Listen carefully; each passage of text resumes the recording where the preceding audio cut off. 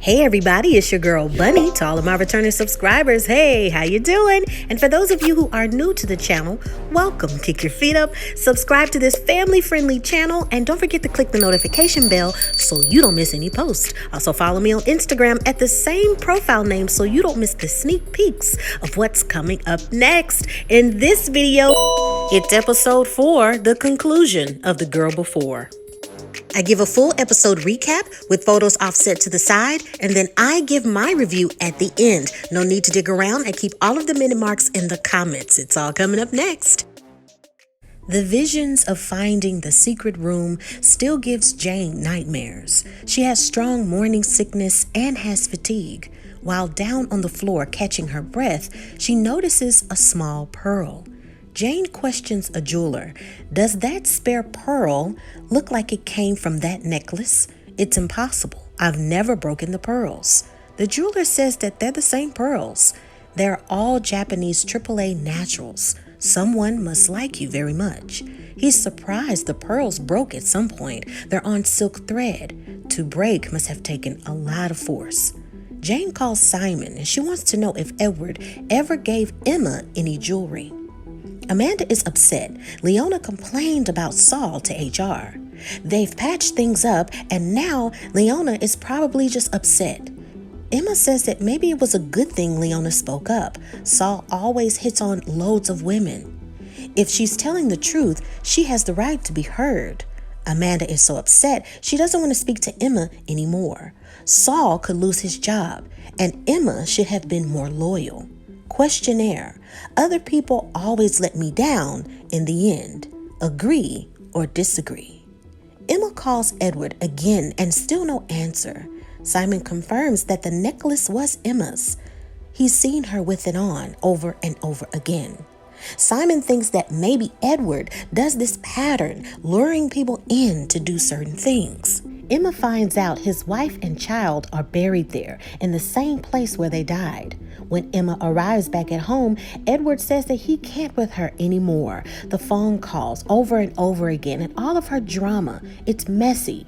For as long as the relationship was perfect, remember, that was the agreement. Now she has to find somewhere else to live. She's broken a lot of the rules. Be out by the end of the week. Jane continues to find more pieces to the puzzle. Paul Ellis, ex-business partner. He signed a non-closure agreement, so he can't say much. He feels Edward killed Elizabeth.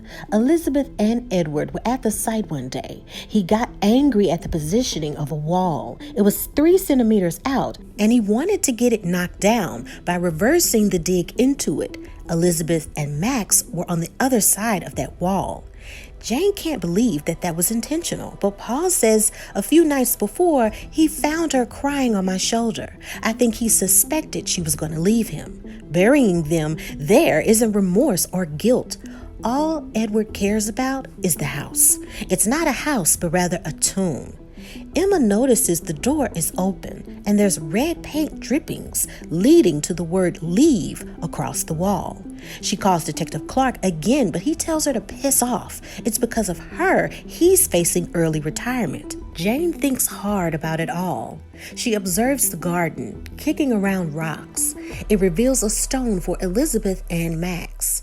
Emma and Jane were both at moments of a crossroad. What's next? Questionnaire. Is it wrong to make a decision based on emotion? Agree or disagree? Edward's bag is on the table. He's returned to find Jane's notes on the wall. She says it's only for Emma.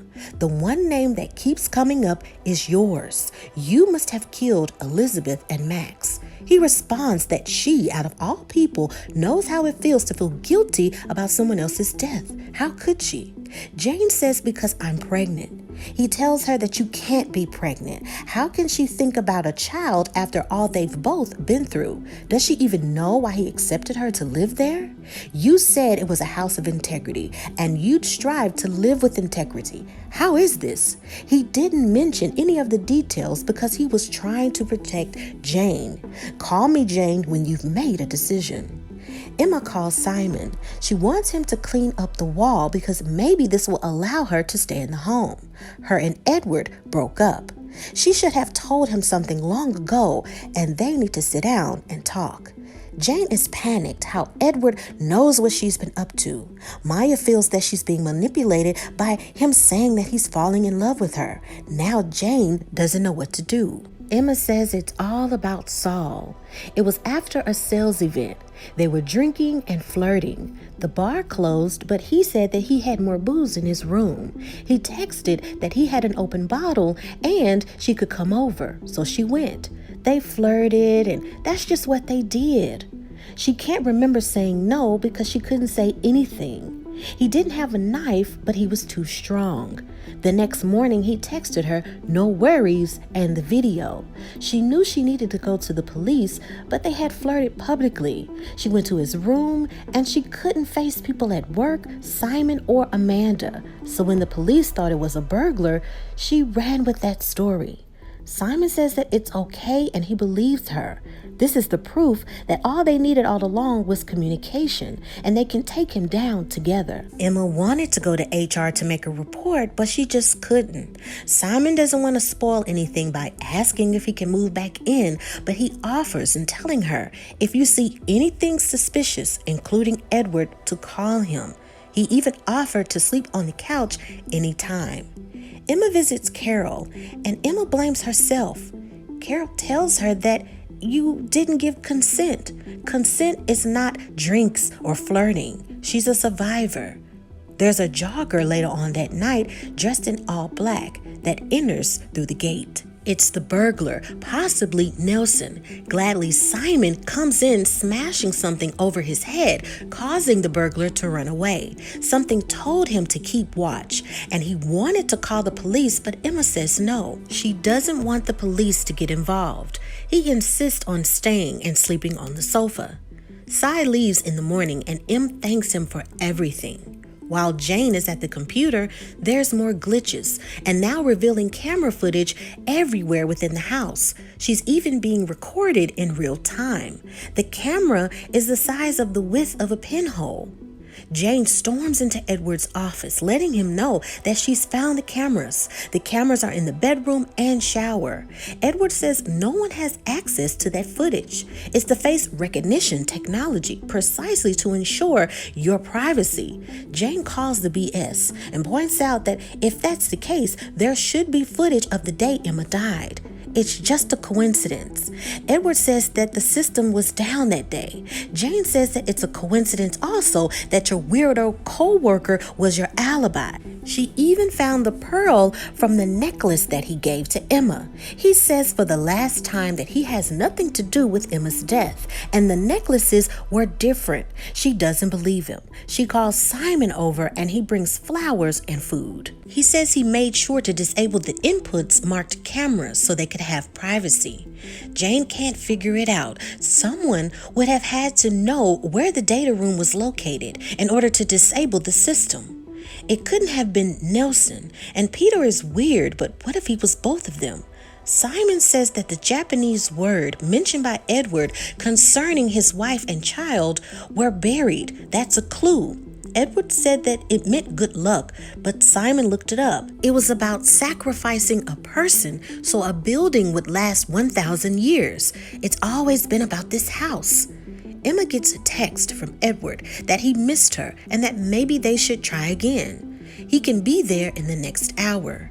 Jane wants to change the subject and just wants to enjoy the evening. She's not drinking but offers wine is in the fridge. It feels weird being in the house again. Since she's not drinking, Simon asks her if she's pregnant, and she says that it's too personal for her to answer, but she'll have water instead. He says that he had plans to build a family with Emma and even to propose. Emma gets ready with the pearls, but then Simon pops up. Before he moved out, he told the realtor that he lost his wristband, so they gave him another one. He tells Emma that Edward isn't coming. He changed his contact details in her phone, so when Emma texted Edward, she was really texting him. Hello, trouble. He's been sleeping in her service cupboard to protect her. Jane tells Simon she's not looking for a relationship because he's flirty, and it seems as if he's serious, but he says, no, I'm with someone else. She's sad about the assault with Emma and everything that she went through. He's upset because she actually thought this place would change her, but Emma was wrong, although it did change him. He vents about how if Edward were to tell Emma or her to come back and to work things out, they would. Simon was sick of being bullied and pushed around. Simon said that he was testing Emma to see what she would do, and all she had to do was ignore Edward. In his dreams, she would ignore him. Why? Why Edward, Saul, or any of the other men? They didn't love her the way he did. She loves him. He knows it. They were happy. He wants to know how to fix things, but Emma wants him to leave. He won't allow her to be with Edward. Simon and Emma hustle and fight, breaking the necklace. Then he throws her down the stairs. Her head gushes with blood, and Simon is frozen in disbelief of what he's done. Jane's phone beeps, and he tells her not to answer it. It's Edward. Jane tries to run and then locks herself in the data room. Simon is deranged, saying how she screwed his best friend behind his back.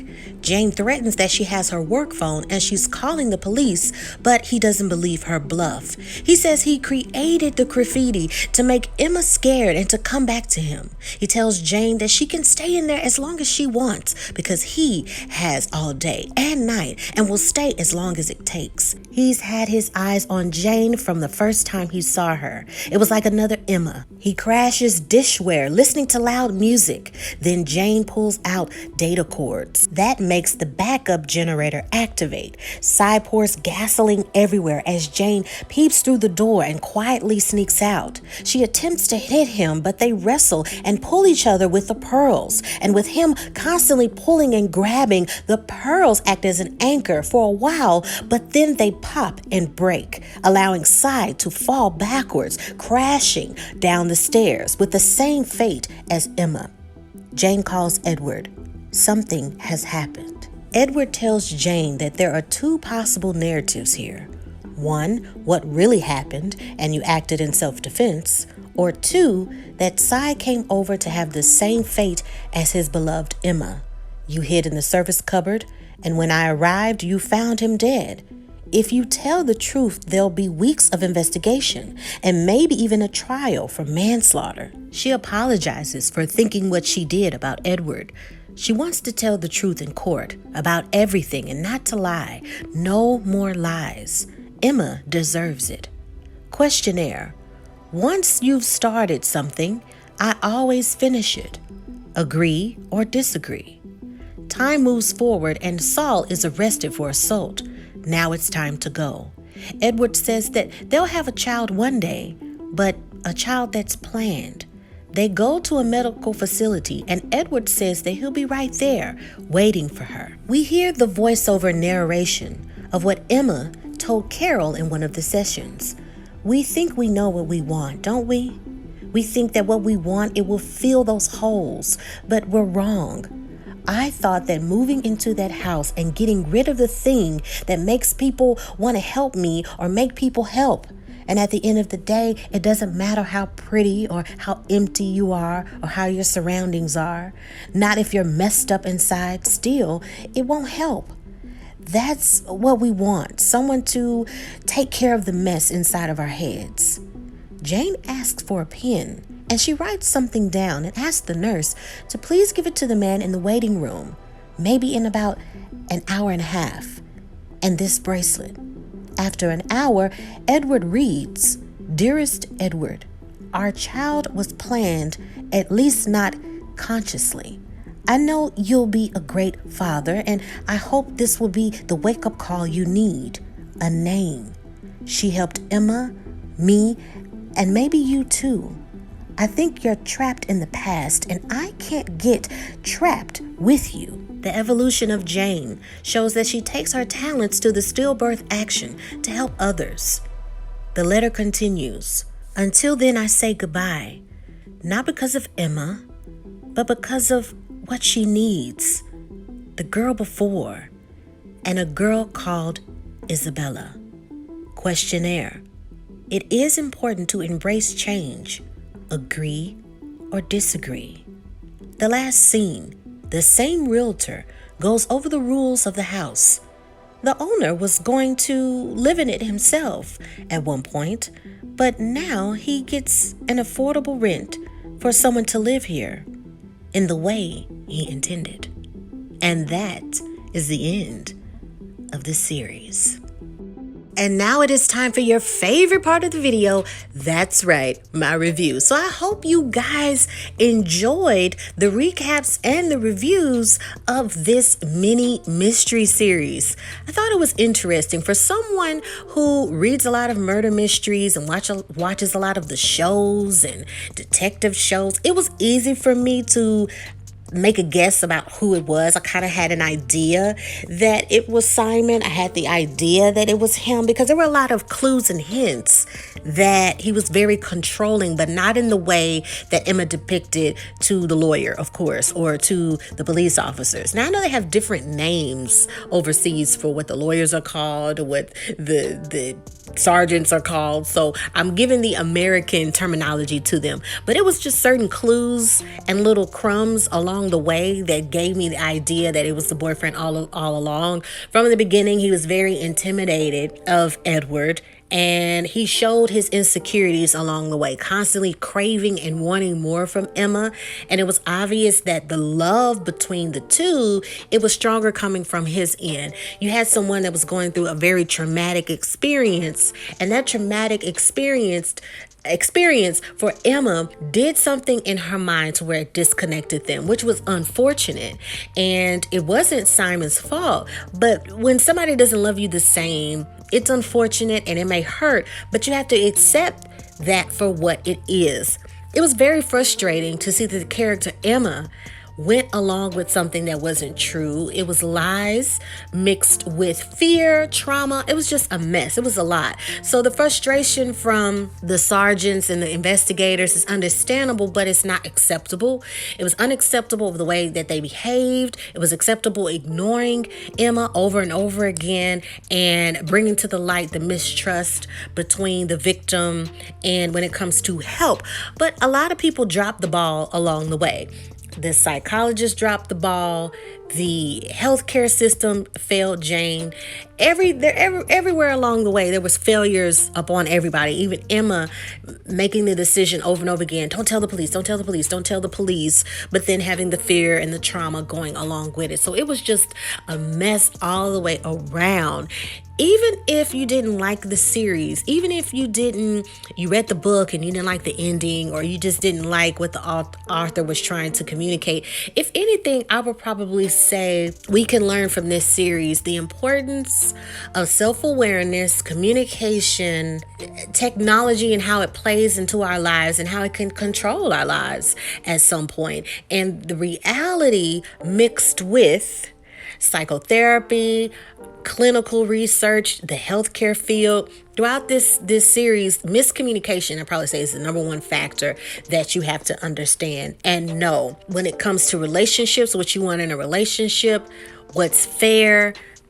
And even if you plan, you can plan and plan and plan, and you can want things to be perfect. Because I think that's what Edward wanted. He wanted some sort of reliving the past and wanting everything to be perfect. But humans have proven time and time again that no matter how much you try to plan and make things to fall in line, to work with technology, to have an understanding between two people or three people or whatever the situation may be, life itself, when it comes to human beings, is just unpredictable. There are too many factors, there are too many different things, there are too many different energies that come in line, and there are variables of how things change. It's a wake-up call to a lot of people. I actually had to do some research about this, but there are actually a lot of people who live and think like Edward. Maybe not to the severity of it. There is more research that goes into people who actually live their lives thinking that they can repeat certain things of the past.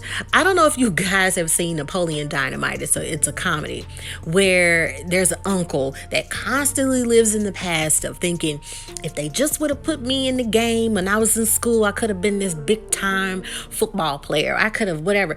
If it wasn't for my injury, it's no telling where I would be now. Living in the past, and he's an adult. I mean, he's, older, and that constantly living in the past was crippling him to enjoy the rest of his life because he kept reliving that same thing over and over again. So with that study that's going on when it comes to people who psychologically think that they can copy and paste the same people, the same actions, expecting to find someone that's going to act the same way as someone before, more research is going into that. And everybody has a type, or everybody likes what they like, or you could probably line up the people you dated in the past and you're like, whoa, they kind of look alike, So it's nothing there. But the severity in this series, or even the book, is the evaluation of understanding that each person is different. The understanding that technology can help us, but it can also cripple us at the same time. There's so much that you can dissect from the series. You actually can have a whole college course about all of the details that are implanted into this series.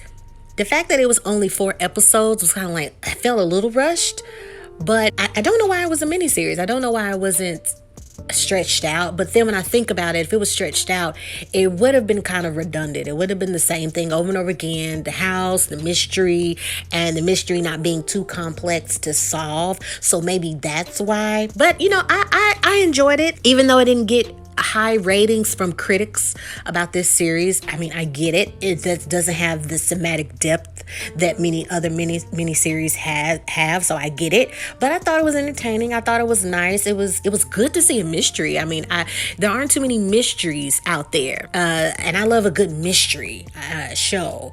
And the closest thing that we can get to that are maybe like crime shows, detective shows, stuff like that. But to actually watch a storyline and have a mystery, with clues all the way to the end, I thought that was pretty cool. Let me know what you thought about it. In the meantime, in between time, make sure to check out other series. We have Inventing Anna that's coming up at the end of this week and next week, where I do a play-by-play of that series as well. Very interesting. It's based on a true story. It's a Netflix original series, Inventing Anna. We have Atlanta coming. We have the dating show, Ready to Love, that's on All Network and also Discovery Plus. So check that out. There's so much more to binge watch and see. Also check out Life Therapy with AJ Johnson. That is a TV One original series when it comes to life therapy and coaching and moving forward and understanding how to heal and make goals that are realistic. So let me know what you think. Subscribe, like this this video. Follow me on Instagram at the same profile name. Make sure to check out fun videos on there, see what's going on in my personal life, and also get the sneak peeks of what's coming up next. So take care of yourself and each other. Until I see you next time. Bye.